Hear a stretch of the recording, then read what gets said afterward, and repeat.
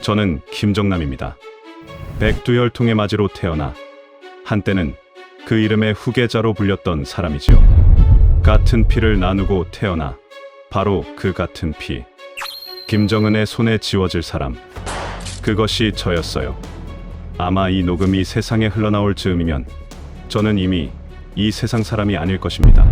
여러분은 저를 그저 권력 다툼에서 밀려나 도박과 향락에 젖어 타국을 떠돌던 한 사내로 기억하고 계실지도 모르겠어요. 한심한 마다들로 말이지요. 하지만 저는 그 오해를 굳이 풀려 하지 않았습니다. 오히려 그 오해 뒤에 숨어서 아주 오랫동안 한 가지 일을 준비해왔지요. 저는 이 정권을, 제 아버지 김정일과 이복 동생 김정은의 나라를 무너뜨리려 했습니다. 혼자가 아니었어요. 저는 한국과 미국, 그리고 일본의 손을 몰래 잡고 있었지요. 총구가 아니라 진실과 사람으로 그 벽에 금을 내려 했습니다. 그리고 만약 제가 실패한다면 제 하나뿐인 아들 김한솔이 그 과업을 이어주기를 바랬습니다. 지금부터 이 모든 사건의 전말을 시작하겠습니다. 저는 김정남입니다. 저는 평양의 담장 안에서 태어났습니다. 세상의 모든 것이 저를 중심으로 도는 줄 알았던 시절이었지요. 어른들은 제 앞에서 허리를 굽혔고 제가 지나가면 하던 일을 멈추고 고개를 숙였습니다. 겨울에도 방바닥은 따뜻했고 남들은 평생 이름조차 들어보지 못했을 과일과 고기가 상 위에 올랐습니다. 늘 저를 도련님이라 부르던 나긋한 목소리들이 사방에 있었습니다. 저는 그것이 세상의 원래 모습인 줄로만 알았습니다. 바깥 세상에서는 사람들이 배를 골고 한 줌의 강냉이 때문에 목숨을 잃기도 한다는 것을 그때 저는 상상조차 하지 못했습니다. 이 북한이란 나라는 우리 가문의 것이고 그 가문의 맞이인 저는 언젠가 이 모든 것을 물려받을 사람이라고 믿었지요. 그 믿음은 누가 가르쳐 준 것이 아니라 공기처럼 저를 감싸고 있었어요. 아침에 눈을 뜨면 창밖에 보초가 서 있었고 제가 크게 웃으면 어른들도 따라 웃었습니다. 온 세상이 저를 위해 마련된 무대 같았지요. 저는 그 무대 위에서 제가 주인공인 줄로만 알았습니다. 그런데 그 믿음이 무너진 것은 아주 어린 어느 밤이었습니다. 그 저택 안에서의 삶은 풍요로웠지만 이상하게도 외로웠습니다. 저에게는 마음 놓고 뛰어놀 또래가 없었지요.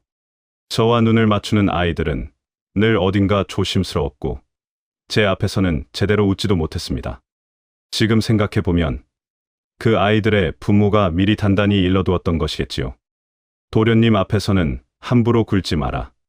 한마디 잘못하면 온 집안이 위험해진다고 말이에요. 그런 담장 안에서 늘 제 곁을 지켜준 한 사람이 있었습니다. 저를 업어 재우고 몰래 사탕을 쥐어주고 제가 넘어지면 누구보다 먼저 달려오던 늙은 시중꾼이었습니다. 그분은 제가 밤에 무서워하면 날이 밝을 때까지 머리맡을 지켜주었고 아무도 보지 않을 때면 제 이름을 다정하게 불러주었어요. 직함도 아니고 도련님도 아닌 그냥 제 이름을 말이지요. 저는 그분을 제 아버지 김정일보다도 더 자주 보았고 어쩌면 더 따랐는지도 모르겠어요. 그분은 낡은 회중시계를 하나 가지고 계셨는데 뚜껑을 열면 태엽 감는 소리가 조그맣게 나던 그 시계를 저는 참 좋아했습니다. 잠이 오지 않는 밤이면 그분은 그 시계를 제 귀에 대어 주었고 저는 그 조그만 소리를 자장가 삼아 눈을 감곤 했습니다. 그런데 그분이 어느 날 흔적도 없이 사라졌습니다. 처음엔 그저 며칠 자리를 비운 줄로만 알았습니다. 그러나 하루가 가고 이틀이 가도 그분은 돌아오지 않았습니다.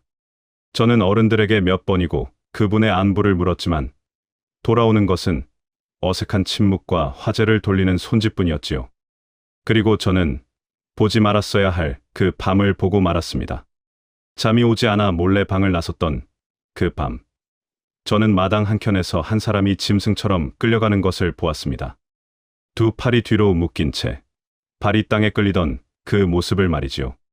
달빛 아래 얼핏 드러난 그 얼굴을 저는 그만 알아보고 말았습니다. 며칠 동안이나 제가 애타게 찾던 바로 그분이었습니다. 짧은 비명이 한 번 어둠을 갈랐고 고지어 사방이 아무 일도 없었다는 듯 고요해졌습니다.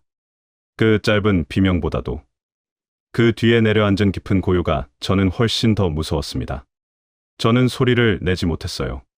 그 집에서는 무언가를 본 아이조차 함부로 소리를 내서는 안 된다는 것을 저는 그때 이미 몸으로 알고 있었으니까요.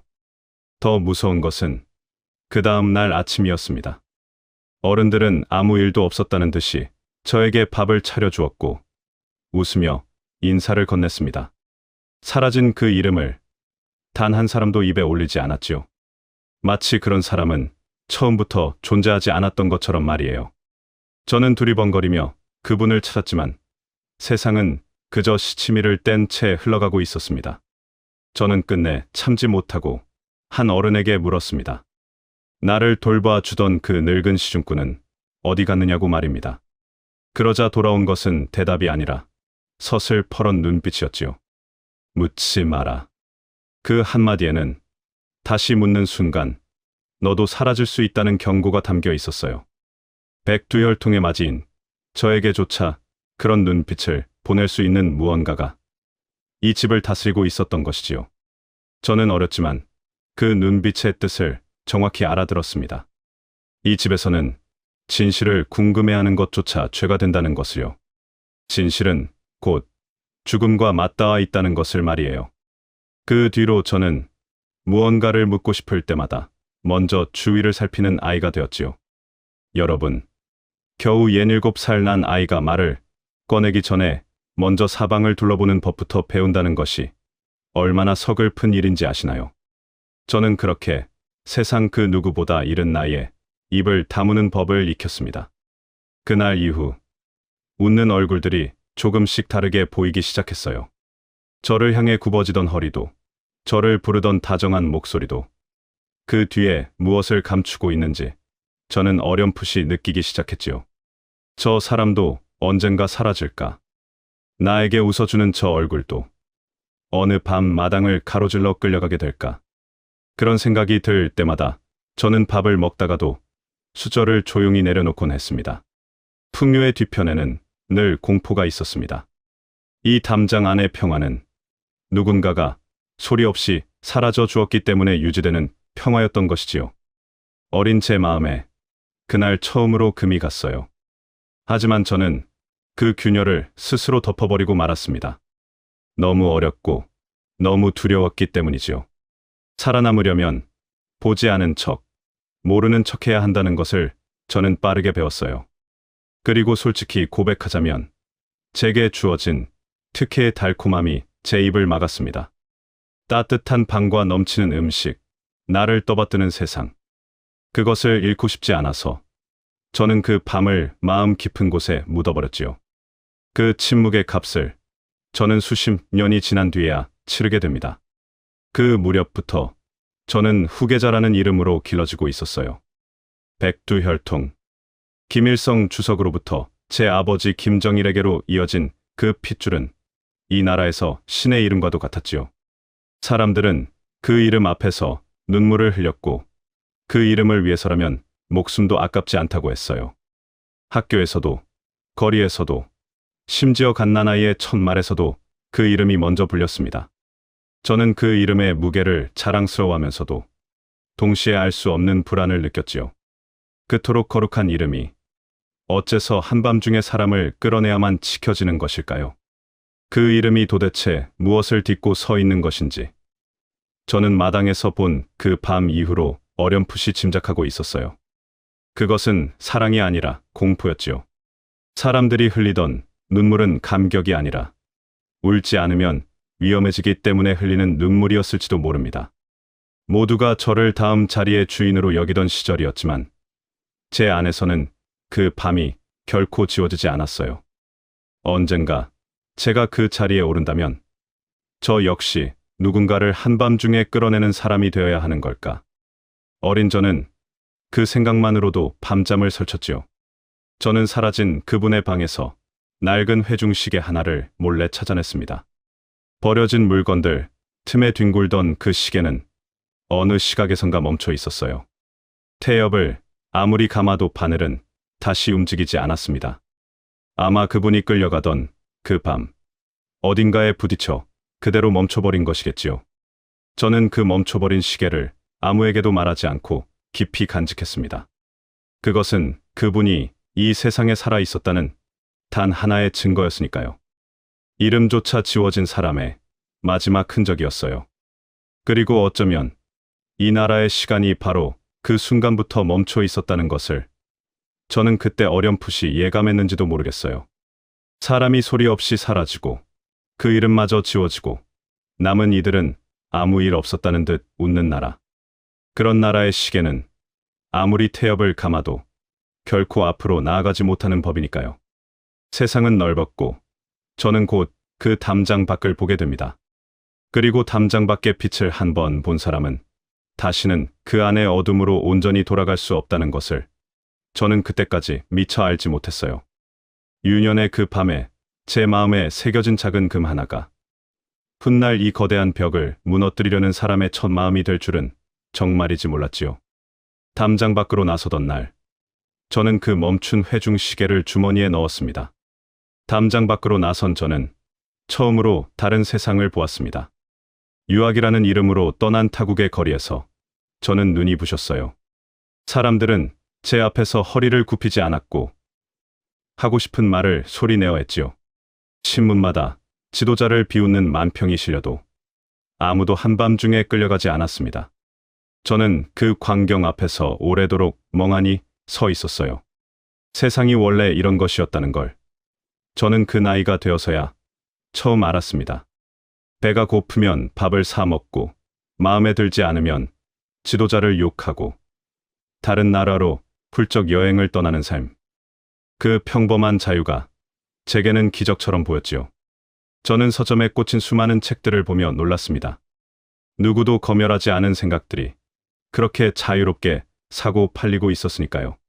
사람들은 광장에 모여 정부를 향해 목소리를 높였고 그래도 그날 밤 아무도 사라지지 않았어요. 그리고 그 자유를 알고 나니 제가 나고 자란 그 담장 안이 어떤 곳이었는지가 비로소 또렷하게 보이기 시작했습니다. 그곳은 나라가 아니라 거대한 감옥이었어요. 다만 그 감옥 안의 사람들은 자신이 갇혀 있다는 사실조차 알지 못하도록 길러졌던 것이지요.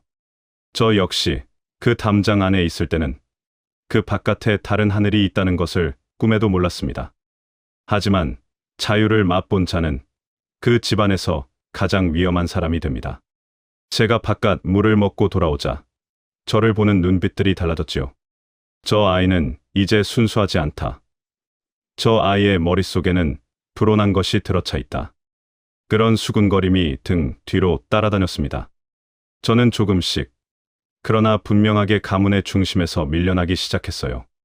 후계자라는 이름은 어느 순간 슬그머니 제게서 떨어져 나갔고 저는 그 사실을 통보받지도 못했지요. 어느 날 문득 돌아보니 저를 둘러싸던 사람들이 하나둘 자리를 비우고 있었습니다. 권력이 떠난 자리에는 언제나 그렇게 찬 바람이 먼저 불어오는 법이었습니다. 그런데 이상하게도 밀려날수록 더 잘 보였습니다. 권력의 한복판에 있을 때는 보이지 않던 것들이 그 바깥으로 밀려나자 오히려 또렷해졌어요. 안에서는 그저 당연한 질서로 보이던 것이 밖에서 보니 거대한 폭력의 구조였던 것이지요. 사람들이 목숨을 걸고 충성하던 그 이름 뒤에는 사실 굶주림과 수용소와 총살의 그림자가 드리워져 있었습니다. 저는 그 구조를 밖에서 내려다보며 등골이 서늘해지는 것을 느꼈어요. 저는 마카오와 여러 타국을 떠돌며 살게 되었습니다. 자유로워 보였지만 실은 어디를 가든 저를 지켜보는 눈이 있는 삶이었어요. 낯선 도시의 호텔 방에서도 저는 늘 문 쪽을 등지고 앉지 않는 버릇이 있었지요. 언제 어디서 누가 저를 지켜보고 있을지 모른다는 두려움은 담장을 나온 뒤에도 그림자처럼 저를 따라다녔습니다. 그 무렵 아주 어린 제 이복 동생 김정은의 이름이 사람들 입에 오르내리기 시작했습니다. 저를 대신해 세워지는 후계자가 있다는 소문이 들려왔지요. 그것도 저보다 한참이나 어린 얼굴조차 낯선 김정은이라고 말입니다. 저는 서운함보다도 먼저 알 수 없는 불길함을 느꼈어요. 권력이란 그것을 쥔 사람이 어릴수록 더 잔인해지는 법이니까요. 자신의 자리를 증명하기 위해 더 많은 피를 필요로 하게 되지요. 저렇게 어린 김정은의 손에 그 무시무시한 기계가 통째로 쥐어진다면 과연 무슨 일이 벌어질까? 저는 밤마다 그 생각에 잠을 이루지 못했습니다. 그리고 그 불길한 예감은 안타깝게도 오래지 않아 현실이 되었어요. 김정은이 권좌에 오르자 그 나라는 제가 알던 것보다 더 촘촘한 공포로 뒤덮이기 시작했어요. 감시는 더 빽빽해졌고 처형은 더 잦아졌지요. 어제까지 권력의 핵심에 있던 사람이 하루아침에 역적이 되어 사라지는 일이 이제는 뉴스거리도 되지 못했습니다. 저는 멀리 타국에서 그 소식들을 들으며 어린 시절 그 저택에서의 그 밤을 자꾸만 떠올렸어요. 담장 너머로 사람이 끌려가던 그 밤, 그리고 다음 날의 그 태연한 침묵을 말입니다. 그리고 어느 날 저는 도저히 외면할 수 없는 소식 하나를 듣게 됩니다. 그날 저는 마카오의 한 호텔 방에서 텔레비전을 켜놓고 있었어요. 화면에는 익숙한 회의장이 비쳤고 이내 한 사람이 제복 입은 자들에게 양팔을 붙들린 채 끌려나가고 있었습니다. 앵커의 목소리가 얼음장처럼 차갑게 그를 천하의 만고역적이라 불렀지요. 저는 리모컨을 쥔 채 그대로 굳어버렸습니다. 화면 속의 그 사람은 다름 아닌 제 고모부 장성택이었으니까요. 제 고모부 장성택이 온 나라가 지켜보는 앞에서 반역자로 끌려나갔다는 소식이었지요. 한때 이인자로 불리며 권세를 누리던 사람이 회의장 한복판에서 팔이 붙들린 채 개처럼 끌려나가 형장의 이슬로 사라졌습니다. 그 자리에 있던 수백 명의 간부들은 숨소리조차 내지 못한 채 그 광경을 지켜보았다고 하지요. 혈육조차, 측근조차 예외가 아니었어요. 오히려 가까운 사람일수록 더 잔인하게 지워졌습니다. 저는 그 소식을 듣고 한참을 움직이지 못했어요. 어린 날 제가 담장 너머에서 본 그 장면이 이제 나라 전체의 크기로 확대되어 반복되고 있었던 것이지요. 그때 그 늙은 시중꾼 한 사람이 사라졌듯이 이제는 이인자도 장군도 수많은 이름 없는 사람들도 똑같이 사라지고 있었습니다. 그때 깨달았습니다. 제가 본 그 밤은 예외가 아니라 바로 이 나라의 본질이었다는 것을요. 한 사람이 사라지고 또 한 사람이 사라지고 이름들은 지워졌고 남은 이들은 아무 일 없었다는 듯 다시 충성을 맹세했지요. 어제의 동지가 오늘의 역적이 되고 오늘 손뼉을 치던 사람이 내일 형장에 서는 나라였습니다. 그 누구도 자신의 내일을 장담할 수 없었습니다. 저는 그 반복되는 패턴 속에서 더 이상 저 자신을 속일 수 없게 되었어요.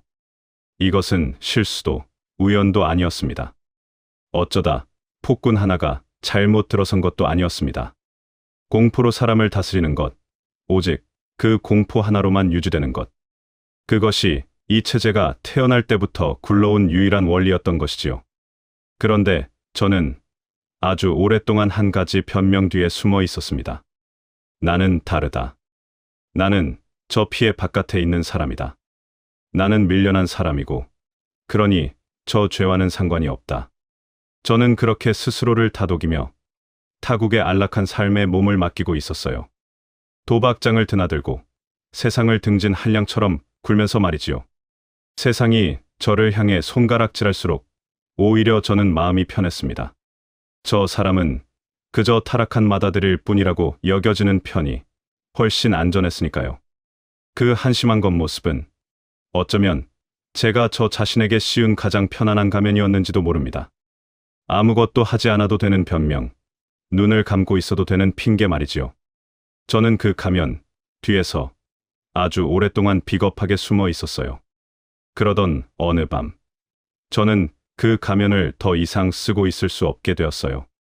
제가 누린 그 모든 것, 따뜻한 방과 넘치는 음식, 세계를 떠돌 수 있던 자유마저도 결국은 저 사라진 이름들의 피 위에 세워진 것이었습니다. 저는 그 피로 지은 밥을 먹으며 자랐고 그 피로 산 자유를 누리고 있었던 것이지요. 침묵한 것이 죄가 아니라고 믿었지만 그 침묵이야말로 가장 긴 공범의 세월이었어요. 저는 결정하지 않았을 뿐 오래도록 눈을 감아준 사람이었습니다. 그 사실을 인정하는 순간 제 안에서 무언가가 무너져 내렸어요. 저는 그날 밤 오랫동안 서랍 깊이 넣어두었던 그 멈춘 회중 시계를 꺼냈습니다. 어린 시절 소리 없이 사라진 그분이 남긴 그 시계를 말이지요. 태엽을 감아보았지만 바늘은 여전히 그 자리에 멈춰 있었어요. 저는 그 멈춘 바늘을 오래도록 들여다보았습니다. 이 나라의 시간도 제 양심의 시간도 바로 그 밤에 멈춰 있었다는 생각이 들었지요. 그러나 바닥을 치자 이상하게도 무언가가 솟아올랐습니다. 그것은 두려움이 아니라 오래 미뤄둔 결심이었어요. 더 이상 보지 않은 척할 수 없다면 이제 무언가를 해야 한다. 밀려난 자리에서 저는 이 체제의 정체를 누구보다 또렷이 보았고 그 암에는 책임이 따른다는 것을 저는 마침내 받아들였습니다. 어쩌면 제가 밀려난 것에도 밀려나 이 모든 것을 밖에서 지켜보게 된 것에도 어떤 뜻이 있었는지도 모른다는 생각이 들었지요. 멈춰버린 시계의 태엽을 이제는 제 손으로 다시 감아야 할 때가 온 것입니다. 저는 결심했어요. 이 거대한 벽을 어떻게든 무너뜨려 보겠다고 말이지요. 하지만 세상 일이란 뜻대로 되지 않는 법이지요. 제가 무언가를 하기로 마음먹은 바로 그 순간 어둠 속에서 그림자 하나가 먼저 소리 없이 저를 찾아왔습니다. 무언가를 하기로 마음먹은 사람에게 세상은 가장 먼저 그림자를 보냅니다. 마치 제 마음속을 들여다보기라도 한 것처럼 말이지요. 그 시작은 아주 사소한 것이었어요. 낯선 얼굴 하나가 자꾸만 제 주변에서 눈에 띄기 시작한 것이지요. 공항에서 한 번, 호텔 로비에서 또 한 번. 처음엔 그저 우연이라고 여겼습니다. 사람 사는 세상에 비슷한 얼굴이야 얼마든지 있으니까요. 저는 애써 대수롭지 않게 넘기려 했습니다. 그런데 그 우연이 3번을 넘어가자 더 이상 우연이 아니게 되었어요. 같은 사람이 제가 가는 곳마다 조금 떨어진 자리에 앉아 있었습니다. 신문을 보는 척, 전화를 거는 척하면서 말이지요. 어떤 날은 얼굴이 바뀌었지만 그 눈빛만은 늘 똑같았어요. 저를 향하되 저를 보지 않는 척하는 그 서늘하고 익숙한 눈빛 말입니다. 저는 그 눈빛을 어린 시절부터 지겹도록 보아온 사람이었지요. 저는 등줄기가 서늘해졌습니다. 담장을 나온 지 그토록 오래되었건만 그 담장은 여전히 저를 놓아주지 않고 있었던 것이에요. 눈에 보이지 않는 실이 제 발목에 여태 묶여 있었던 것이지요. 저는 자유로운 땅을 밟고 있으면서도 실은 단 한 번도 그 나라를 온전히 벗어난 적이 없었던 것입니다. 그리고 그 무렵부터 저와 연락하던 사람들이 하나둘 사라지기 시작했습니다. 늘 안부를 주고받던 지인이 어느 날 갑자기 전화를 받지 않았어요. 며칠 뒤 다시 걸어보면 없는 번호라는 안내음만 흘러나왔지요. 어떤 이는 아예 도시를 떠나버렸고 어떤 이는 저를 마주치자 못 본 척 고개를 돌렸습니다. 며칠 전까지 저와 웃으며 술잔을 기울이던 사람이 하루아침에 저를 모르는 사람처럼 대하는 것이었어요. 처음엔 서운했지만 이내 저는 그들을 원망할 수 없다는 것을 알았지요. 저와 가까이 지내는 것이 그들에게 얼마나 위험한 일인지를 저는 그제야 깨달았습니다. 제 곁에 있다는 이유만으로 그들 역시 그 눈빛의 표적이 될 수 있었으니까요. 저는 어느새 곁에 두면 안 되는 사람이 되어 있었던 것이에요. 사람이 사람을 잃는다는 것이 이토록 조용하고 서늘한 일일 줄은 저도 미처 몰랐습니다. 그러던 어느 날 뜻밖의 전원이 하나 도착했습니다. 돌아오라는 말이었어요. 지난 일은 없던 것으로 할 테니 조용히 돌아와 편안하게 지내라는 것이었지요. 좋은 집과 넉넉한 생활을 보장하겠다는 겉으로는 더없이 다정한 말이었습니다. 저는 그 전원을 받고 한동안 말없이 앉아 있었어요. 어쩌면 이대로 눈을 감고 돌아가면 남은 생을 편안히 보낼 수도 있으리라는 생각이 잠시 스쳤던 것도 사실입니다. 하지만 저는 그 다정함 뒤에 무엇이 숨어 있는지 알고 있었어요. 그것은 손을 내미는 척하며 사실은 목덜미를 겨누는 말이었으니까요. 그 집안에서 돌아오라는 말은 곧 네가 사라질 자리를 정해두었다는 말과 다르지 않았습니다. 저는 그런 초대의 끝이 어떤 것인지 너무도 많이 보아온 사람이었지요. 회유가 통하지 않으면 그 다음에 오는 것은 언제나 협박이었습니다. 그것이 그들이 사람을 다루는 유일한 방식이었으니까요. 어느 날, 한 사람이 저에게 다가와 나지막이 말을 건넸어요. 따님은 잘 지내지요? 학교 오가는 길이 요즘 부쩍 늦던데. 그러고는 아무 일도 아니라는 듯 웃으며 자리를 떴습니다. 안부를 가장한 그 한마디에 저는 온몸이 얼어붙었지요. 그들은 제 아이들이 어느 학교에 다니는지, 어느 길로 집에 오는지까지 이미 송금 보듯 알고 있었던 것입니다. 말은 부드러웠지만 그 밑에 깔린 뜻은 서리발처럼 차가웠어요. 저 하나를 향한 위협이라면 저는 어떻게든 견딜 수 있었어요. 그러나 제 아이들을 걸고 넘어지는 것은 차원이 다른 이야기였지요. 한 아비로서 저는 그 앞에서 한없이 약해질 수밖에 없는 사람이었습니다. 그들은 바로 그 약한 곳을 정확히 겨누고 있었던 것이에요. 그들은 제가 무엇을 두려워하는지 정확히 알고 있었던 것이지요. 그때부터 제 삶은 온통 노출된 유리방 같았습니다. 전화 한 통을 걸 때도, 누군가를 만날 때도 저는 늘 어깨너머를 살펴야 했어요. 편지 한 장을 붙일 때조차 이 글이 누구의 손에 먼저 닿을지를 생각해야 했지요. 밤에 잠자리에 들면 문 밖의 작은 발소리 하나에도 눈이 번쩍 뜨였습니다. 창밖에 멈춰 선 자동차 한 대에도 저는 밤새 잠을 이루지 못했습니다. 저는 자유로운 땅에 살면서도 감옥보다 더 깊은 감시 속에 갇혀 있었던 것이에요. 몸은 어디든 갈 수 있었지만 마음은 단 한순간도 편할 수가 없었습니다. 사람이 사람을 이렇게까지 옥죄할 수 있다는 것을 저는 그 시절 온몸으로 배웠습니다. 그것은 총구보다 더 무서운 보이지 않는 감옥이었습니다. 이렇게 숨죽여 살다 어느 날 소리 없이 사라지는 것. 그것이 제게 예정된 결말처럼 느껴졌습니다. 그런 밤이면 어김없이 어린 시절 그 밤이 떠올랐어요. 담장 너머로 사람이 끌려가던 그 밤. 그리고 다음 날 아침에 그 태연한 침묵 말이지요. 서랍 속 그 멈춘 회중시계를 꺼내 손에 쥐면 그 밤의 서늘한 공기가 손끝을 타고 되살아나는 듯했습니다. 이 나라에서는 침묵하는 자가 곧 다음 차례가 된다는 것을 저는 뼛속 깊이 알고 있었습니다. 가만히 있는다고 살아남는 것이 아니었어요. 가만히 있는 사람도 결국은 그 어둠 속으로 끌려 들어가고 마니까요. 순종은 결코 안전을 보장해 주지 않았습니다. 그 나라에서 안전한 사람은 애초에 단 한 사람도 없었으니까요. 최고 권력자마저도 늘 누군가를 두려워하며 밤을 지새운다는 것을 저는 알고 있었습니다. 그래서 저는 제 앞에 놓인 두 갈래 길을 오래도록 들여다보았습니다. 하나는 숨어서 사는 길이었어요. 입을 다물고 눈을 감고 그저 하루하루 목숨을 부지하는 길이지요. 그러나 저는 이미 그런 삶을 오래 살아보았습니다. 그것은 사는 것이 아니라 죽기를 미루는 것일 뿐이었어요.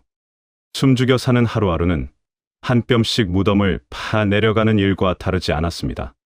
다른 하나는 맞서는 길이었습니다. 그 끝에 죽음이 기다리고 있을지라도 무언가를 남기는 길 말이지요. 두려운 길이었습니다. 그러나 이상하게도 그 길을 떠올릴 때마다 제 안에서는 오래 잊고 있던 무언가가 뜨겁게 되살아났습니다. 어쩌면 그것은 어린 시절 담장 너머의 그 밤부터 제 안에 잠들어 있던 목소리였는지도 모릅니다. 그때 제 마음속에서 아주 오래 묻어두었던 한 가지 생각이 고개를 들었습니다. 내가 사라지더라도 진실만은 남아야 한다. 내가 본 것, 내가 아는 것이 나와 함께 묻혀버려서는 안 된다. 저는 그렇게 생각했어요. 백두열통의 맞이로 태어나 그 안을 지척에서 본 사람은 이 세상에 저 하나뿐이었으니까요. 제가 입을 다물면 그 진실은 영영 어둠 속에 묻히고 마는 것이었습니다. 이 거대한 어둠에 맞서 무언가를 남기는 것. 그것만이 제가 지고 온 죄를 조금이나마 갚는 길이라고 저는 믿었어요. 오래도록 눈을 감아온 값을 이제라도 치러야 한다고 말이지요. 하지만 저는 곧 냉정한 현실 앞에 부딪혔습니다. 저 혼자만의 힘으로는 이 벽에 손톱 자국 하나 낼 수 없다는 사실을요. 이 벽은 안에서 혼자 미는 것만으로는 결코 무너지지 않는 벽이었습니다. 밖에서 함께 움직여 줄 사람들이 필요했어요. 이 어둠의 정체를 알고 그것을 무너뜨리기를 저만큼이나 바라는 이들 말이지요. 저 혼자 아무리 진실을 외친들 그것은 광야에서 흩어지는 메아리일 뿐이었습니다. 그러나 여럿이 한 방향으로 힘을 모은다면 아무리 두꺼운 벽이라도 언젠가는 금이 갈 것이라고 저는 믿었어요. 저는 그런 사람들이 이 세상 어딘가에 반드시 있을 것이라고 믿기로 했습니다. 그리고 놀랍게도 제가 그들을 찾아 나서기로 마음먹은 바로 그 무렵이었어요. 낯선 사람 하나가 먼저 저를 향해 조심스럽게 다가오고 있었던 것입니다. 마치 오래전부터 저를 기다려왔다는 듯이 말이지요. 저는 그 멈춘 회중시계를 손에 꼭 쥐고 마침내 무거운 첫 발을 내디뎠습니다. 그리고 그 한 걸음이 저를 상상조차 하지 못했던 자리로 데려가게 됩니다. 한국과 미국, 그리고 일본. 세 나라의 사람들과 한 방에 마주 앉게 되는 바로 그 자리로 말이지요. 그날 이후 제 삶은 완전히 다른 방향으로 흐르기 시작했습니다. 그 사람이 저를 찾아온 것은 마카오의 어느 늦은 오후였습니다. 창밖으로는 도박의 도시 특유의 소란이 흐릿하게 들려왔고 저는 늘 가던 찻집 구석에 홀로 앉아 있었어요. 그 무렵 저는 낯선 얼굴만 보아도 먼저 몸이 굳는 사람이 되어 있었습니다. 그런데 백발이 성성한 노인 하나가 허락도 없이 제 맞은편 자리에 앉았지요. 저는 반사적으로 주위를 살폈습니다. 감시의 눈일까? 아니면 그보다 더 나쁜 무엇일까 하고 말이지요. 찻잔을 쥔 제 손에 저도 모르게 힘이 들어갔습니다. 그러나 이상하게도 그 노인의 눈빛은 저를 해치러 온 사람의 것이 아니었습니다. 놀라게 해서 죄송합니다. 그가 나지막이 말했어요. 저도 한때는 그 안에 있던 사람입니다. 저는 그 말에 잔을 든 손을 멈췄습니다. 그는 오래전 북을 떠나온 옛 고위 인사였어요. 한때 권력의 안쪽을 지척에서 보았고 이제는 저처럼 바깥에서 그 어둠을 바라보는 사람이었지요. 저는 거기에 아내와 아들을 두고 나왔습니다. 그가 문득 창밖을 보며 말했습니다. 지금은 살아있는지도 모르지요. 그 한마디에 저는 아무 말도 할 수 없었어요. 같은 곳을 통과해 온 사람만이 아는 그 무거운 침묵이 잠시 우리 사이에 내려앉았습니다. 저는 그제야 그가 저처럼 모든 것을 잃고도 목숨을 걸고 저를 찾아왔다는 것을 알았지요. 그는 찻잔 밑에 접힌 종이 한 장을 슬며시 밀어 넣었습니다. 지금 열어보지 마십시오. 그가 조용히 일렀어요. 혼자 계실 때 천천히. 그러고는 마시던 차를 마저 비우고 인사도 없이 자리에서 일어났습니다. 저는 한참을 그대로 앉아 있었어요. 그 종이가 마치 불덩이처럼 제 주머니 속에서 뜨겁게 느껴졌지요. 그날 밤 숙소로 돌아와 문을 2번 잠근 뒤에야 저는 비로소 그 종이를 조심스레 펼쳐보았습니다. 거기에는 길지 않은 몇 마디가 적혀 있었어요. 당신이 본 것을 세상이 알아야 합니다. 뜻을 같이 하는 이들이 있습니다. 두려우시면 이 종이를 태우십시오. 저는 그 마지막 문장을 오래도록 들여다보았습니다. 태우라니. 대개 이런 제안은 발을 들이면 빠져나갈 수 없다며 사람을 몰아붙이는 법인데 말이지요. 그런데 그 노인은 오히려 저에게 물러설 문을 열어두고 있었습니다. 그것은 저를 다그치지 않는 이상하게 정직한 말이었어요. 솔직히 말씀드리면 저는 며칠 밤을 뜬 눈으로 지새웠습니다. 이것이 저를 끌어내기 위한 정교한 함정일지도 모른다고 의심했지요. 그 집안은 사람의 마음을 낚기 위해 얼마든지 이런 미끼를 던질 수 있는 자들이었으니까요. 돌아오라던 그 달콤한 전원들도 결국 목덜미를 겨눈 올감이었음을 저는 잊지 않고 있었습니다. 저는 그 종이를 몇 번이나 성냥불 앞에 가져갔다가 다시 거두어 드렸습니다. 성냥을 그어 불꽃이 일렁일 때마다 제 마음도 함께 흔들렸지요. 태워버리면 편했을 겁니다. 남은 생을 조용히 아무 일 없었던 사람처럼 살 수도 있었을 테니까요. 그러나 저는 끝내 그러지 못했어요. 그 몇 줄의 글이 제가 오래도록 마음속으로만 부르던 물음에 대한 대답 같았기 때문이지요. 저는 성냥불을 끄고 그 종이를 다시 깊이 넣어 두었습니다. 결국 저는 우선 딱 한 걸음만 내딛어 보기로 했습니다. 첫 만남의 자리는 낮이었어요. 사람들로 북적이는 어느 미술관 아니었지요. 은밀한 밀실이 아니라 오히려 사람이 많은 곳이 더 안전하다고 그들은 판단한 것입니다. 저는 커다란 풍경화 앞에 선 척하며 곁에 다가온 한 남자와 그림을 바라본 채로 이야기를 나눴어요. 서로 얼굴을 마주 보지 않는 것이 그 자리의 규칙이었습니다. 당신이 무엇을 두려워하는지 우리는 압니다. 그가 낮게 말했습니다. 그리고 당신이 무엇을 바라는지도. 저는 짧게 되물었어요. 당신들이 원하는 건 뭡니까? 그는 잠시 말이 없다가 이렇게 답했습니다. 당신이 아는 것. 오직 당신만이 아는 것입니다. 그러나 그는 곧 저를 시험하는 질문 하나를 던졌어요. 어느 해 어떤 일이 있었는지. 그 안에 있던 사람이 아니고서는 결코 알 수 없는 물음이었지요. 저는 담담히 그 답을 들려주었습니다. 그리고 몇 가지를 덧붙였어요. 그가 미처 묻지 못한 것까지 말이지요. 그림을 보던 그의 옆 얼굴이 미세하게 굳는 것이 느껴졌습니다. 그 순간 저는 제가 쥐고 있는 것의 무게를 처음으로 실감했어요. 저는 그 체제의 가장 깊은 안쪽을 지척에서 본 사람이었고 동시에 그 바깥에서 그것을 증언할 수 있는 유일한 사람이었지요. 저를 밀어낸 그 핏줄이 역설적이게도 저를 가장 위험한 증인으로 만들어 놓았던 것입니다. 그날 우리는 아무것도 약속하지 않았습니다. 그저 서로의 눈을 확인했을 뿐이지요. 신뢰란 첫 만남에 생기는 것이 아니니까요. 그것은 같은 위험을 함께 짊어질 때 비로소 아주 조금씩 자라나는 것이었습니다. 저는 작은 이야기 하나를 먼저 흘려주었고 그들이 그것을 어떻게 다루는지를 오래 지켜보았어요.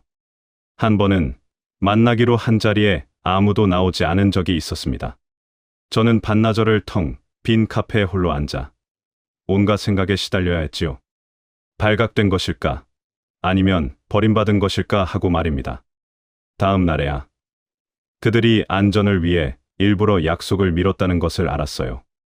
그렇게 서로를 떠보고 조바심을 견디는 시간을 지나서야 우리는 비로소 조금씩 서로를 믿게 되었습니다. 그리고 얼마 지나지 않아 두 번째 얼굴이 나타났습니다. 이번에는 바다 건너 미국에서 온 사람들이었어요. 그리고 얼마 뒤 세 번째로 일본에서 온 이들도 조용히 합류했지요. 서로 다른 세 나라가 저마다의 이유로 같은 어둠이 무너지기를 바라고 있었습니다. 그리고 그들 모두에게 저는 더없이 값진 하나의 패였어요. 물론 저는 스스로에게 물어야 했습니다. 나는 이용당하는 것인가? 이용하는 것인가? 그러나 저는 곧 답을 정했어요. 그들에게 제가 필요하듯 저에게도 그들의 힘이 필요했으니까요.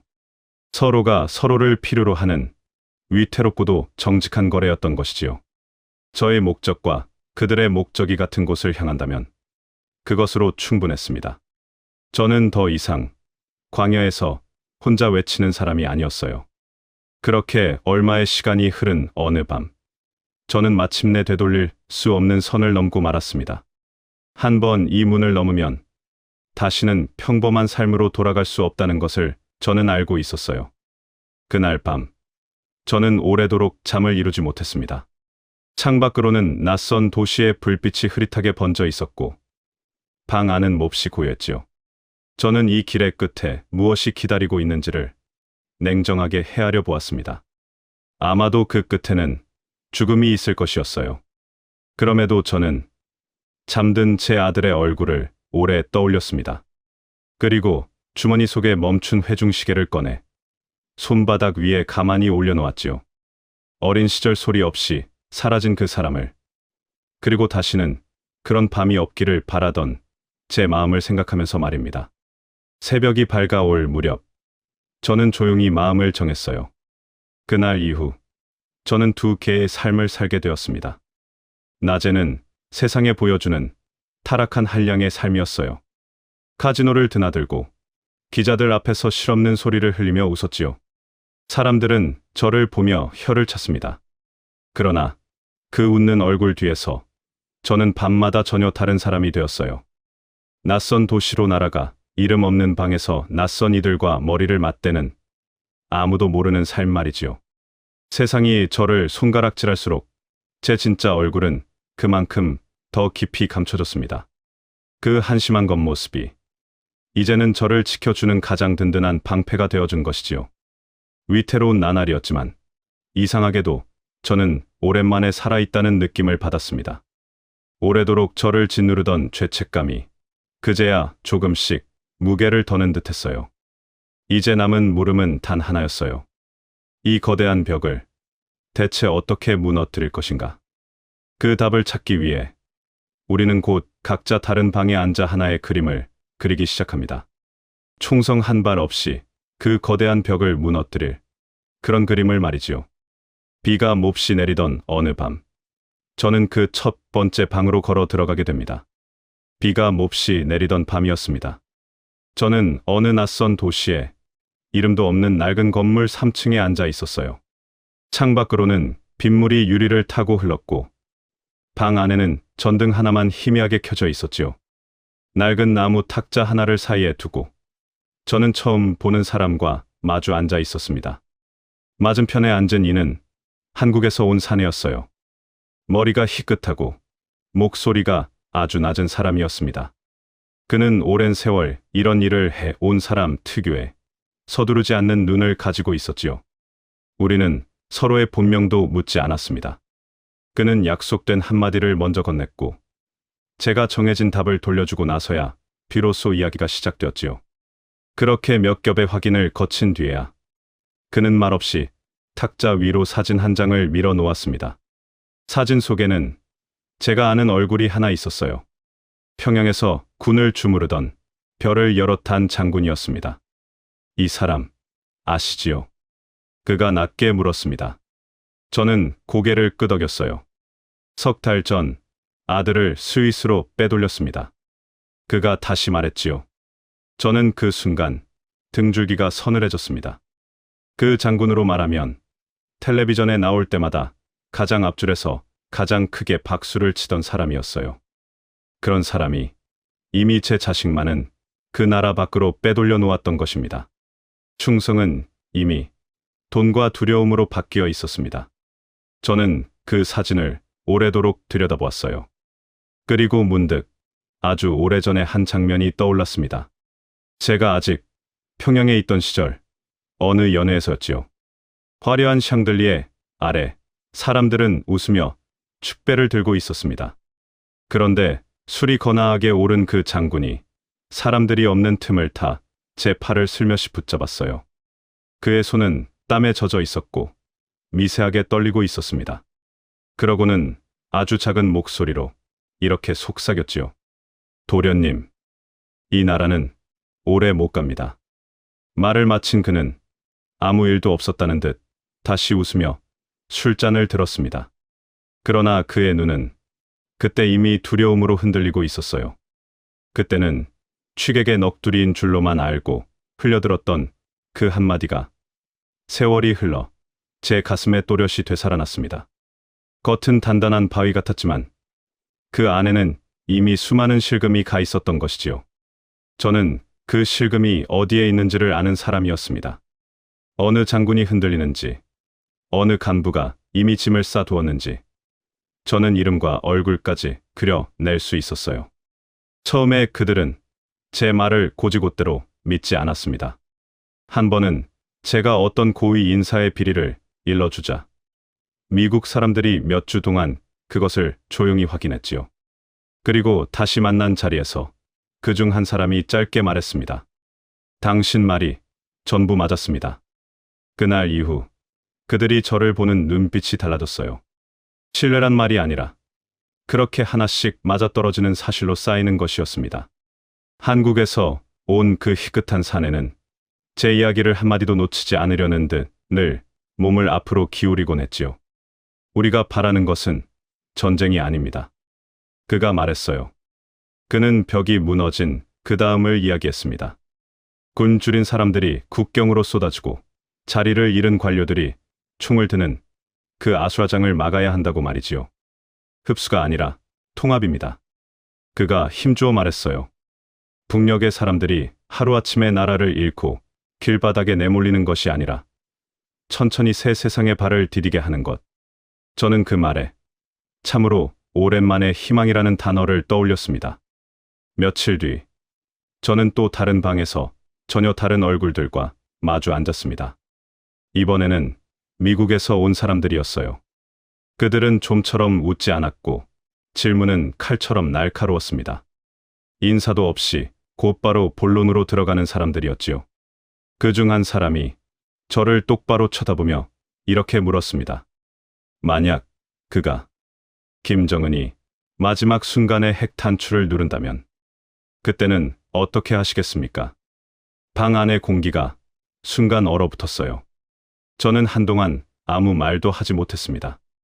그것은 저 역시 밤마다 두려워하던 물음이었으니까요.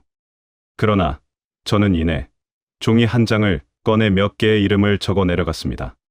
그 무기를 실제로 지키는 부대의 지휘관들, 그리고 그 중에서 돈과 두려움으로 이미 마음이 흔들리는 자가 누구인지를 말이지요. 이 사람과 이 사람은 설득이 됩니다. 제가 나지막이 말했어요. 그 미국 사람의 눈빛이 그제야 조금 달라졌습니다. 궁지에 몰린 사람이 마지막 순간에 무슨 짓을 할지는 그 누구도 장담할 수 없는 법입니다. 그러니 그 손이 단추에 닿기 전에 그 손을 붙드는 사람을 먼저 우리 편으로 만들어 두어야 했지요. 그들은 바로 그 최악의 순간을 대비하고 있었어요. 우리는 세상이 함께 무너지는 것만은 반드시 막아야 합니다. 그 사람이 낮게 덧붙였습니다. 저는 조용히 고개를 끄덕였어요. 그리고 세 번째 방에는 일본에서 온 사람이 있었어요. 그는 말 대신 두툼한 서류 뭉치를 탁자 위에 펼쳐 놓았습니다. 이름 없는 계좌들, 유령 회사들, 그리고 그 사이를 흐르는 검은 돈의 길이 빼곡히 적혀 있었지요. 저는 그 종이들을 한 장 한 장 훑어내리다 낯익은 이름 하나에 손을 멈췄습니다. 오래전 저와 술잔을 나누던 무역 일을 하던 사람의 이름이었어요.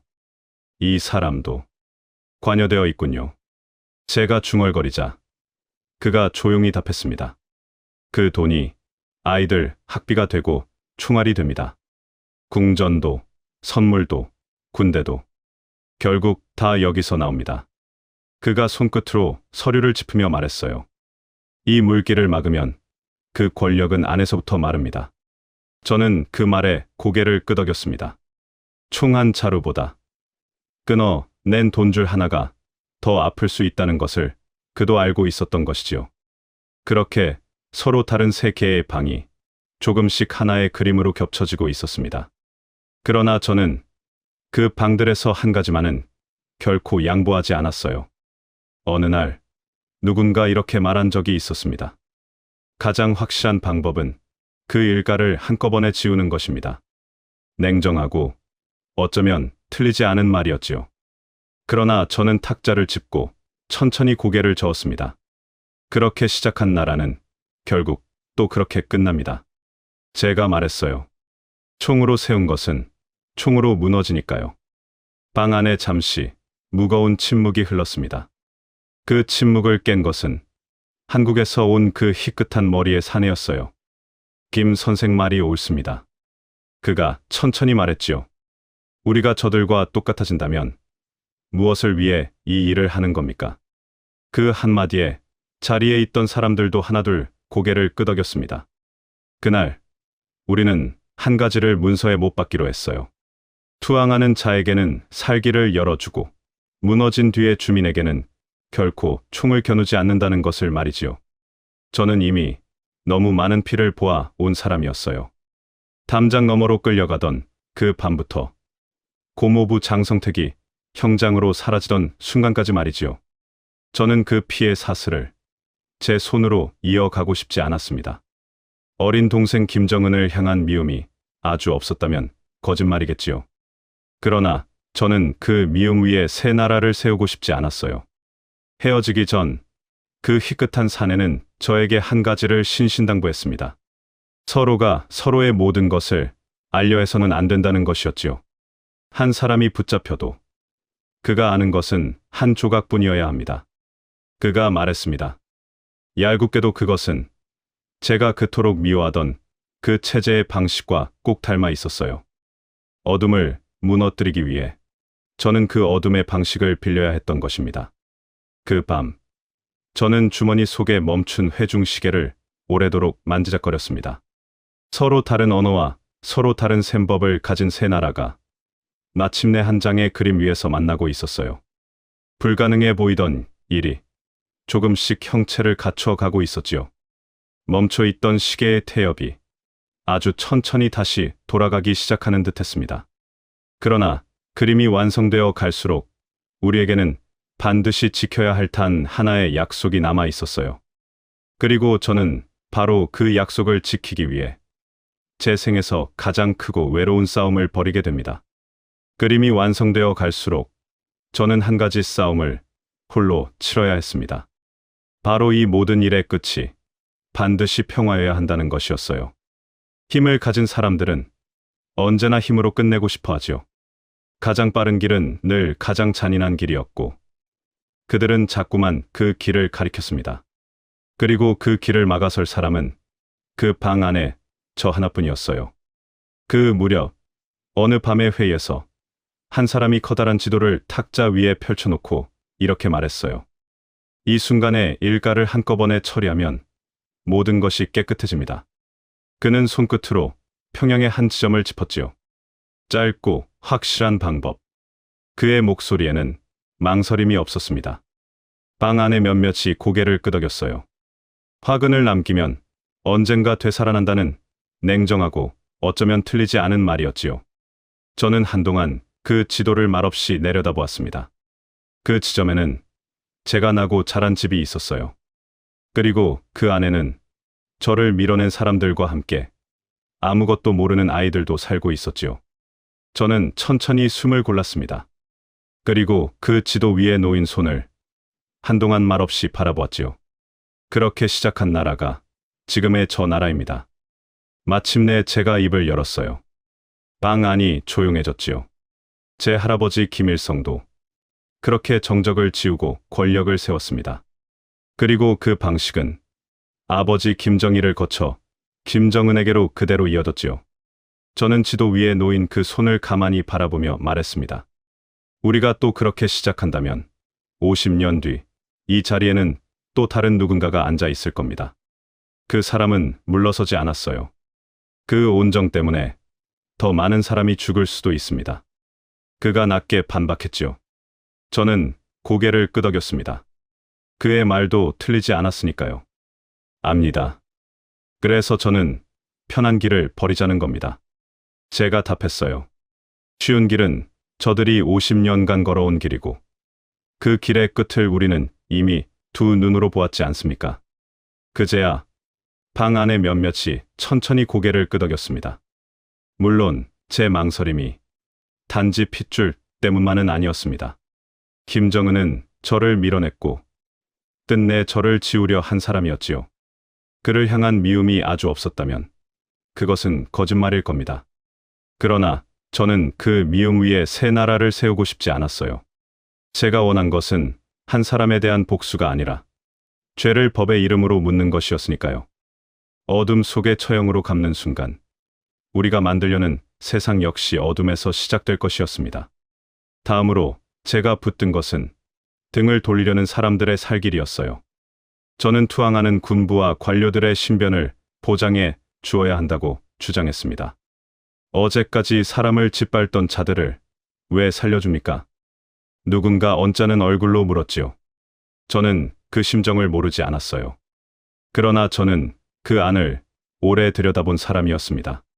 그 안에는 명령을 어기면 제 가족이 사라지게 마지못해 톱니바퀴가 된 사람도 많습니다. 제가 답했어요. 도망칠 문이 있어야 사람은 벽에서 손을 뗍니다. 퇴로가 없으면 그들은 끝까지 저항할 테니까요. 그것은 자비가 아니라 더 적은 피로 벽을 무너뜨리기 위한 냉정한 계산이기도 했습니다. 그 자리의 사람들도 결국 제 말에 하나둘 수긍했지요. 그리고 저에게 가장 중요했던 것은 무너진 뒤의 북녘 주민들이었어요. 저는 그들이 패자가 되어서는 안 된다고 못을 박았지요. 그들은 죄인이 아니라 그 긴 세월을 견뎌낸 피해자였으니까요. 승자와 패자로 갈라선 통일은 또 다른 원한을 심을 뿐입니다. 제가 말했습니다. 저는 그 사람들을 점령지의 백성이 아니라 오래 헤어졌던 동포로 맞아야 한다고 거듭 힘주어 말했어요. 그 땅의 아이들은 자기가 태어난 곳을 고를 수 없었습니다. 제가 덧붙였지요.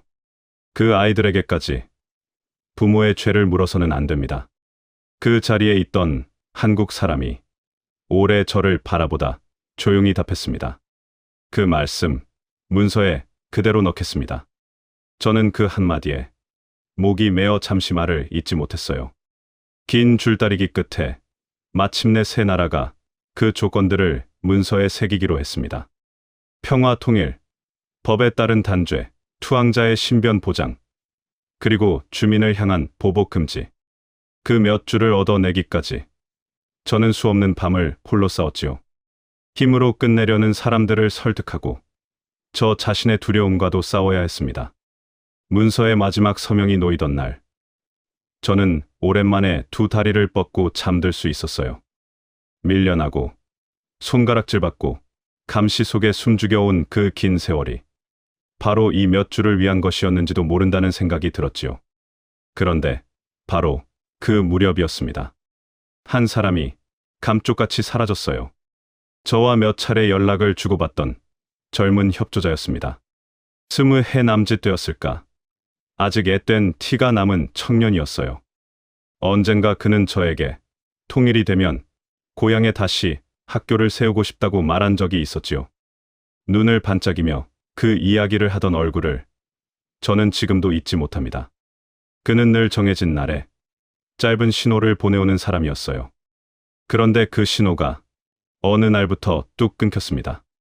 하루, 이틀, 그리고 일주일. 저는 밤마다 그 침묵을 헤아리며 잠을 이루지 못했지요.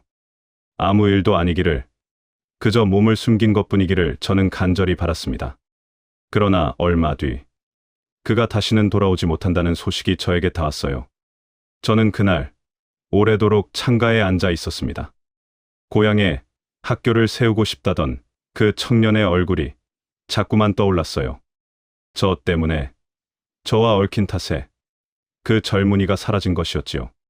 저는 그 밤, 제가 시작한 이 일이 대체 얼마나 많은 사람의 목숨을 담보로 하고 있는지를 처음으로 무겁게 실감했습니다. 진실을 밝히는 길 위에 이렇게 이름 없는 무덤들이 하나씩 늘어가고 있었던 것입니다. 그의 죽음은 우리의 비밀 어딘가에 이미 틈이 생겼다는 뜻이기도 했어요. 완벽한 비밀이란 세상에 없다는 것을 저는 그제야 뼈아프게 깨달았습니다. 새 나라의 손이 얽힌 만큼 그 어딘가에 새어나갈 틈도 함께 커졌던 것이지요. 다만 누가 어디서 그 틈을 냈는지는 끝내 알 수 없었습니다.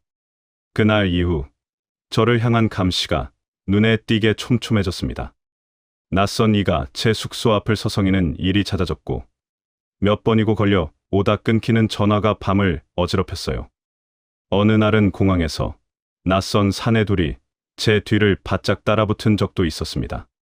저는 일부러 사람이 가장 붐비는 상점으로 들어가 한참을 서성인 뒤에야 그들을 겨우 따돌릴 수 있었지요. 심장이 목 밖으로 튀어나올 것만 같던 그런 하루하루였습니다. 그것은 예전의 그 막연한 감시와는 결이 달랐어요. 그들은 이제 제가 누구를 만나는지를 넘어 무엇을 했는지까지 알고 있는 듯했지요. 예전엔 그저 저를 지켜보기만 하던 눈들이 이제는 제 하루의 동선을 송금 보듯 꿰고 있었습니다. 사냥꾼은 이미 활시위를 당긴 채 제가 걸음을 멈추기만을 기다리고 있었어요. 저에게 남은 시간이 그리 길지 않다는 것을 저는 직감했어요. 약속은 문서에 새겨졌지만 그것이 현실이 되기까지는 더 많은 시간이 필요했지요. 그런데 그 시간이 저에게는 허락되지 않을지도 몰랐습니다. 두렵지 않았다면 거짓말일 겁니다. 그러나 이상하게도 저는 그 두려움 앞에서 오히려 차분해졌어요. 도망칠 곳을 찾는 대신 저는 제가 아직 할 수 있는 일이 무엇인지를 헤아렸습니다. 그리고 그 일은 아직 하나 남아 있었지요. 사라진 그 젊은이는 아무 말도 남기지 못하고 떠났습니다. 그러나 저에게는 아직 남길 수 있는 목소리가 있었어요. 사람은 죽어도 진실은 죽지 않게 할 수 있다고 저는 믿었습니다. 육신은 지워져도 목소리는 남아 누군가의 가슴에 가 닿을 수 있으니까요. 저는 그날 밤에도 그 멈춘 회중시계를 손에 쥐고 있었습니다. 어린 시절 소리 없이 사라진 그 사람처럼 저 역시 소리 없이 지워질지도 모른다는 예감과 함께 말이지요. 다만 그 사람과 저에게는 한 가지 다른 점이 있었습니다. 그리고 저는 결심했어요. 지금 여러분이 듣고 계신 바로 이 목소리를 남겨두기로 말입니다. 죽음을 예감한 사람이 가장 먼저 하는 일은 무엇을 남길 것인가를 정하는 것이었습니다. 저는 어느 밤 낡은 녹음기 하나를 탁자 위에 올려놓았어요. 붉은 불이 들어오는 손바닥만 한 기계였지요. 버튼을 누르자 그 작은 불이 조용히 켰습니다. 그 불빛을 바라보며 저는 오래도록 아무 말도 하지 못했어요.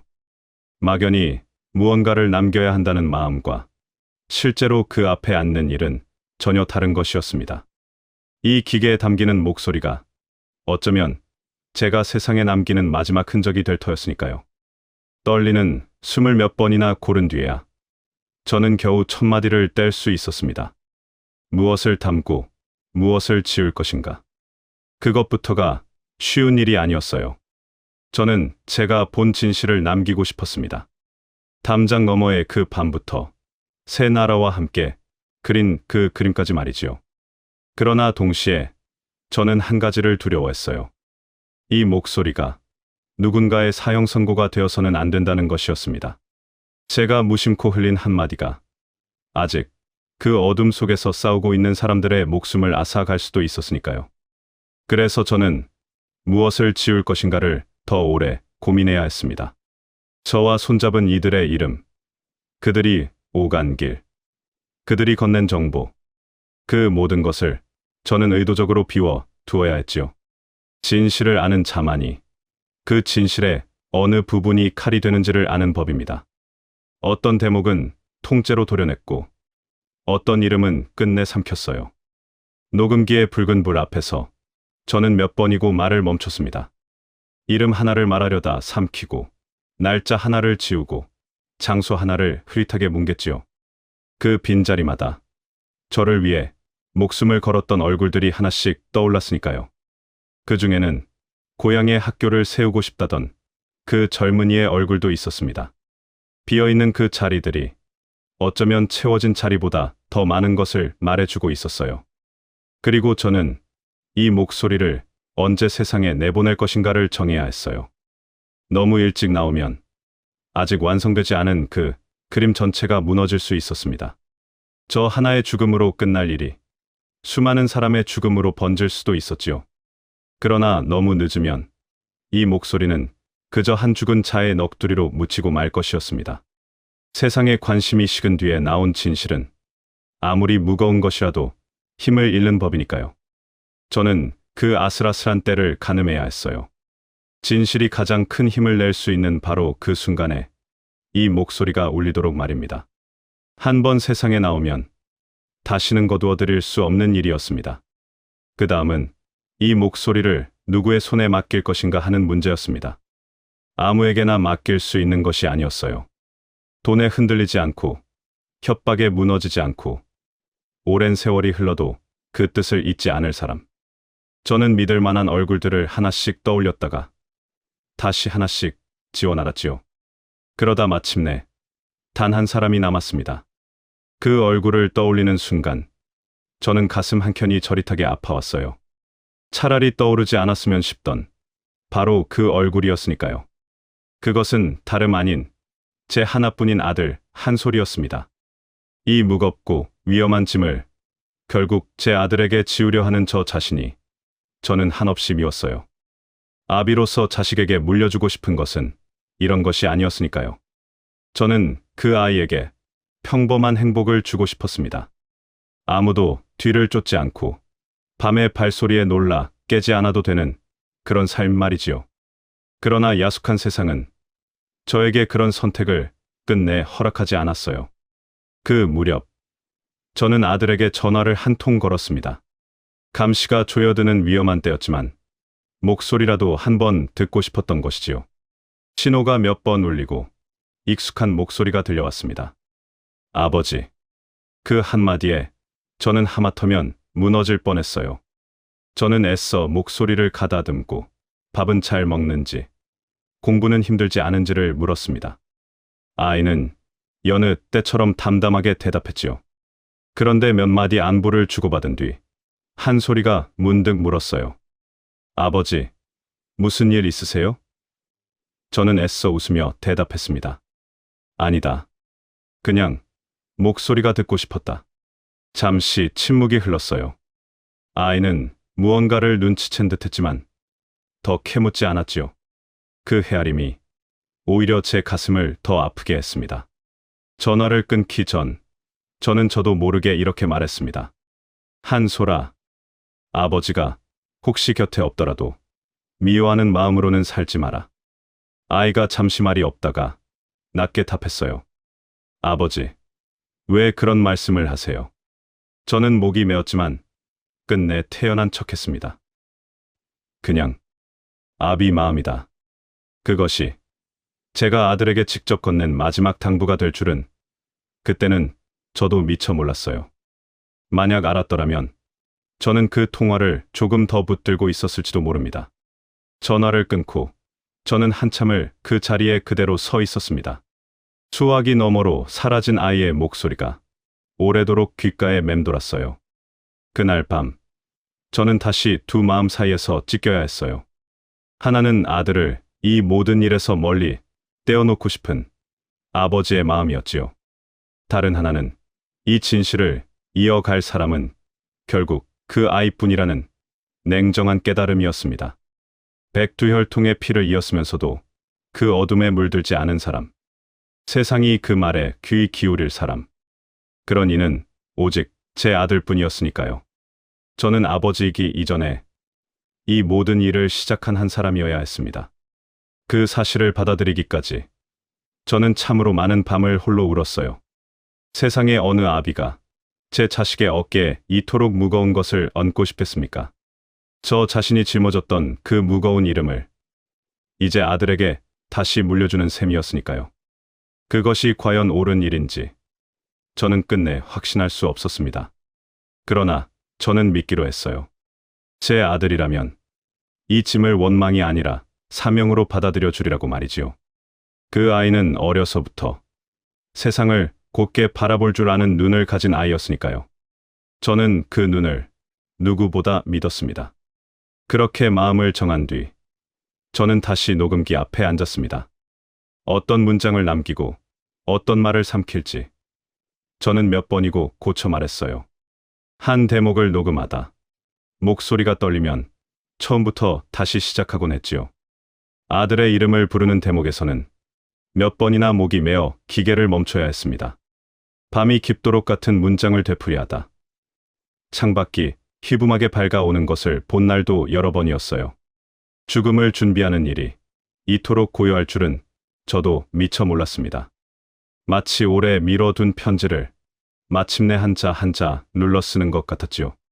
두렵기보다는 오히려 마음이 차분히 가라앉았어요. 해야 할 말을 다 하고 떠나는 사람은 그리 불행하지 않다는 것을 저는 그때 알았습니다. 저는 만일을 대비해 이 목소리가 사라지지 않도록 여러 갈래의 길을 만들어 두었습니다. 사본을 여럿 만들어 서로 다른 사람에게 나누어 맡겼지요. 그중 하나만 살아남아도 진실은 세상에 나올 수 있도록 말입니다.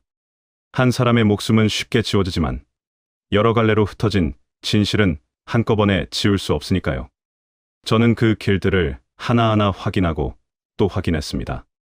그리고 저는 마지막으로 그 멈춘 회중시계를 꺼냈어요. 손바닥 위에 올려놓으니 차갑고 익숙한 그 무게가 오래된 기억을 불러왔지요. 저는 그것을 이 녹취와 함께 아들에게 전해지도록 준비해 두었습니다. 멈춰버린 그 시계를 다시 움직이게 하는 것은 이제 그 아이의 몫이 될 터였으니까요. 이제 정말 마지막 한마디만이 남아 있었습니다. 모든 채비를 끝낸 사람의 마음은 뜻밖에도 평온했어요. 두려움이 사라진 것은 아니었지요. 다만 해야 할 일을 다했다는 오랜만의 홀가분함이 저를 감싸고 있었습니다. 평생 저를 짓눌러 온 그 무거운 죄책감도 이제는 한결 가벼워져 있었어요. 저는 더 이상 눈을 감고 도망치는 사람이 아니었으니까요. 저는 깊게 숨을 한 번 내쉬고 녹음기의 붉은 불을 다시 바라보았습니다. 그리고 이 세상에서 가장 사랑하는 사람의 이름을 조용히 불렀습니다. 사랑하는 내 아들, 한솔에게 말이지요. 한솔아, 지금 이 목소리를 네가 듣고 있다면 아마 아버지는 이미 이 세상에 내 곁에 없을 것이다. 이렇게 부르는 것조차 아비는 참으로 오랜만이구나. 늘 멀리서 너를 지켜보기만 했지. 다정하게 이름 한 번 불러 주지 못한 아버지였지요. 여러분, 저는 이 대목을 녹음하며 몇 번이고 목소리를 멈춰야 했어요. 자식에게 남기는 마지막 말을 고르는 아비의 마음이 어떤 것인지 저는 그날 밤 처음으로 알았습니다. 세상의 모든 말을 다 끌어와도 이 짧은 부름 하나에 담긴 마음을 다 실을 수는 없었지요. 하고 싶은 말은 산더미 같은데 저에게 허락된 시간은 너무도 짧았어요. 그래서 저는 가장 중요한 것들만 골라 이 목소리에 눌러 담기로 했습니다. 그러니 아들아, 아버지의 긴 이야기를 부디 끝까지 들어다오. 여러분께서도 한 아버지가 아들에게 건네는 이 마지막 편지를 함께 들어주시면 고맙겠어요. 이것은 저 한 사람의 이야기가 아니라 그 땅에서 소리 없이 사라져 간 수많은 이들의 이야기이기도 하니까요. 먼저 미안하다는 말부터 해야겠구나. 아비로서 너에게 평범한 삶 하나 지켜주지 못했으니 말이다. 남들처럼 손을 잡고 거리를 걷지도 내 생일상 한번 제대로 차려주지도 못한 아버지였지요. 늘 쫓기고 늘 숨어야 했던 이 삶에 너를 함께 묶어둔 것이 저는 두고두고 미안했습니다. 세상 사람들은 저를 타락한 한량이라 손가락질했지만 그 오해가 실은 너를 지키기 위한 것이었다는 걸 이제는 너도 알아주었으면 해요. 이 못난 아비를 부디 용서해다오. 여러분, 저는 이 세상에 아버지 노릇 한 번 제대로 못 해본 사람이 참 많다는 것을 압니다. 저 역시 그런 못난 아비 중 하나였어요. 그러나 마지막 순간에 자식에게 남길 말이 있다는 것만으로도 저는 다행이라 여기기로 했지요. 그러나 아들아, 미안하다는 말보다 먼저 아버지가 너에게 꼭 남기고 싶은 부탁이 있다. 그것은 복수가 아니라 용서로 이 길을 이어가 달라는 것이다. 아버지를 이렇게 만든 이들을, 우리 가문을 피로 물들인 그 어둠을 같은 피로 갚으려 하지 말아다오. 미움은 또 다른 미움을 낳고 피는 또 다른 피를 부르니까 말이다. 여러분, 저는 그 피의 사슬을 어린 시절부터 지겹도록 보아왔어요. 한 사람이 사라지면 그 원한이 또 다른 사람을 부르고 그렇게 이 나라의 밤은 끝없이 이어졌지요. 제가 그토록 미워한 것은 어떤 한 사람이 아니라 사람을 공포로 다스리는 그 방식 자체였어요. 그러니 아들아, 너는 그 방식을 결코 닮지 말아다오. 아버지가 너에게 물려주고 싶은 것은 총이 아니라 손이란다. 무기를 쥔 손이 아니라 사람과 사람이 맞잡는 그 손말이다. 여러분, 저는 평생 너무 많은 총과 너무 많은 피를 보아온 사람이에요. 그래서 저는 압니다. 무너뜨리는 것은 하룻밤이면 되지만 세우는 것은 평생이 걸리는 일이라는 것을요. 그리고 세우는 일은 언제나 총이 아니라 맞잡은 손으로만 가능한 법이지요. 아버지가 새 나라와 함께 그린 그림도 바로 그 하나의 믿음 위에 서 있었단다. 힘으로 빼앗은 것은 언젠가 다시 힘에 빼앗기지만 손을 맞잡아 얻은 것은 쉬이 무너지지 않는 법이니까 말이다. 부디 너는 그 손을 끝까지 놓지 말아다오. 내가 너에게 바라는 것은 자유로운 하나의 나라다. 철조망이 거치고 굶주림이 사라지고 한밤중에 사람이 소리 없이 끌려가는 일이 다시는 없는 나라. 북녘의 사람들이 패자가 아니라 동포로 맞아지는 나라 말이다. 여러분, 어떤 이들은 그런 나라가 그저 꿈일 뿐이라고 말하지요. 저 벽은 결코 무너지지 않는다고. 헛된 희망을 품지 말라고 말이에요. 그러나 저는 그렇게 생각하지 않아요. 세상의 그 어떤 벽도 사람의 마음보다 단단하지는 못하니까요. 아버지는 그 나라를 이 두 눈으로 보지 못하고 떠나겠지요.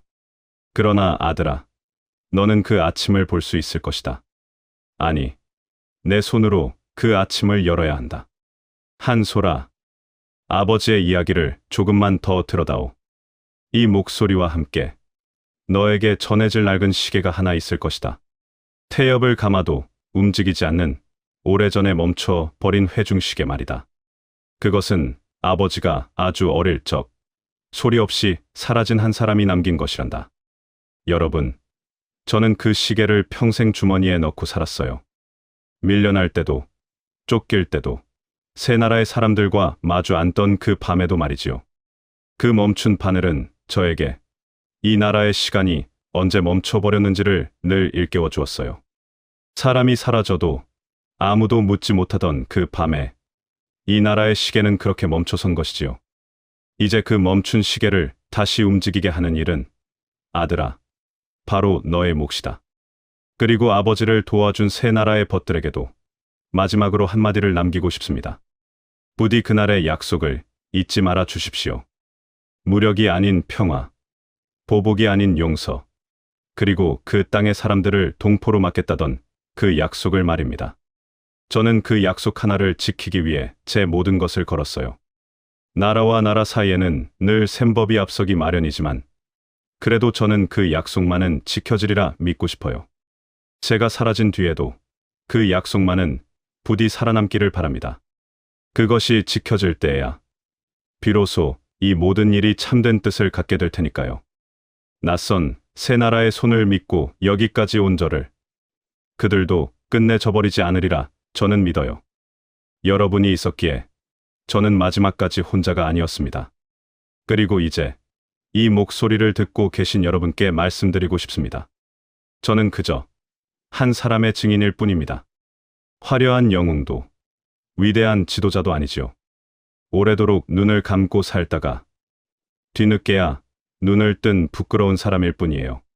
저는 평생 특혜를 누렸고 그 특혜가 누군가의 피 위에 세워진 것임을 알면서도 오래 침묵했지요. 그 부끄러움을 저는 이 녹취로 남아 조금 씻고 싶었어요. 그러나 여러분, 진실이란 묻는다고 사라지는 것이 아닙니다. 아무리 깊이 파묻어도, 아무리 오래 짓눌러도 말이지요. 땅에 묻힌 씨앗이 이듬해 봄이면 다시 싹을 틔우듯 진실도 언젠가는 반드시 다시 돋아나는 법이니까요. 제가 이렇게 목소리를 남기는 것도 바로 그 믿음 하나 때문이었어요.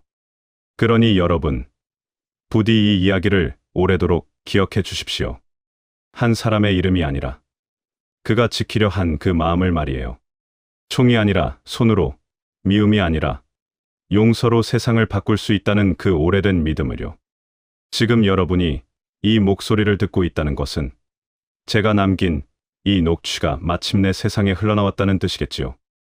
어쩌면 그때쯤이면 저 어둠의 나라에도 조금은 다른 바람이 불고 있을지도 모르겠어요. 그것이 제가 살아서 마지막까지 그려보던 하나의 간절한 그림이었습니다. 그것만으로도 저 거대한 어둠의 벽에는 이미 첫 금이 간 것이에요. 벽은 두껍지만 한 번 간 금은 조용히 그러나 끝내 번져가는 법이지요. 처음엔 아무도 눈치채지 못할 만큼 가느다란 실금이지만 그 금은 결국 벽 전체를 흔드는 법이니까요. 저는 그 금이 언젠가 그 벽을 온전히 무너뜨릴 것이라 믿어요. 그리고 그날 그 벽 너머에 갇혀 있던 사람들이 처음으로 자유로운 하늘을 올려다보게 되리라 믿습니다. 저는 그 자유로운 아침을 안타깝게도 끝내 보지 못하고 떠납니다. 그러나 여러분과 내 아들이 그 아침을 맞으리라는 것을 저는 조금도 의심하지 않아요. 어쩌면 제 삶은 그 아침을 하루라도 앞당기기 위한 것이었는지도 모르겠습니다. 제 이름이 끝내 세상에 드러나지 않아도 좋아요. 그저 그 먼 길에 작은 보탬 하나가 되었다면 저는 그것으로 충분하니까요. 그것으로 저는 충분합니다. 화려한 이름으로 기억되지 않아도 좋아요. 다만 이 목소리가 단 한 사람의 마음이라도 두드릴 수 있다면 그것으로 제 삶은 헛되지 않은 것이니까요. 오래도록 저를 짓눌러 온 그 무거운 죄를 저는 이제야 조금은 내려놓을 수 있을 것 같아요. 한소라, 그리고 이 목소리를 들으시는 여러분, 아버지의 마지막 말을 기억해 주십시오. 총이 아니라 손으로, 미움이 아니라 용서로. 그렇게 그 자유로운 하나의 나라를 부디 너희의 손으로 이루어 다오. 아버지는 그곳에서 멈추었던 시계가 다시 돌아가는 소리를 조용히 듣고 있으마